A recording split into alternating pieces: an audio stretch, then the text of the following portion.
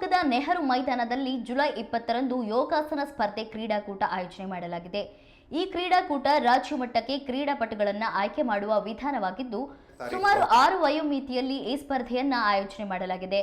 Sub junior, junior, senior, senior A ವಿಭಾಗ, senior B ವಿಭಾಗ, senior C ವಿಭಾಗ ಸ್ಪರ್ಧೆ ಆಯೋಜನೆ ಮಾಡಲಾಗಿದೆ. ಈ ಕುರಿತು ಇಂದು ಶಿವಮೊಗ್ಗದಲ್ಲಿ ನಡೆದ ಪತ್ರಿಕಾಗೋಷ್ಠಿಯಲ್ಲಿ ಯೋಗ ಸಂಘಟನೆಯ ಮಹೇಂದ್ರ ಮಾಹಿತಿ ನೀಡಿದರು. ಮಹಿಳೆಯರಿಗೆ ಸಪರೇಟ್ ಆಗಿರುತ್ತೆ.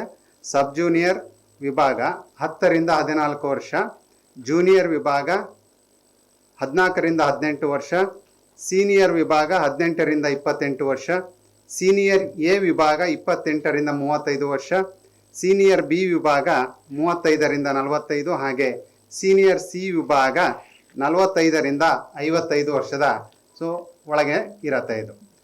ಈ ಒಂದು 10 ಭಾಗಗಳಾಗಿ ವಿಂಗಡಿಸಿದ್ದಾರೆ. ನಿಂತು ಮಾಡುವಂಥ ಆಸನ, ಕುಳಿತು ಮಾಡುವಂಥ ಆಸನ, ಹಾಗೆ ಹ್ಯಾಂಡ್ ಬ್ಯಾಲೆನ್ಸು, ಲೆಗ್ ಬ್ಯಾಲೆನ್ಸು, ಟ್ವಿಸ್ಟಿಂಗು, ಈ ರೀತಿಯಾಗಿ 10 ವಿಭಾಗಗಳಲ್ಲಿ ಸ್ಪರ್ಧೆಯನ್ನು ಏರ್ಪಡಿಸಿದ್ದೇವೆ.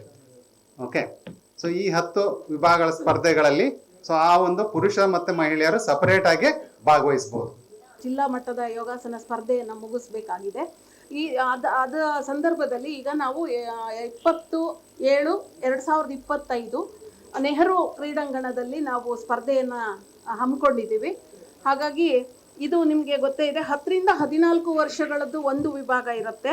ಜೂನಿಯರ್ ವಿಭಾಗ 14 ರಿಂದ 18, ಹಾಗೆ 18 ರಿಂದ 28, 28 ರಿಂದ 35, 35 ರಿಂದ 45, 45 ರಿಂದ 55 ಈ ಥರ ಭಾಗಗಳಿರುತ್ತೆ.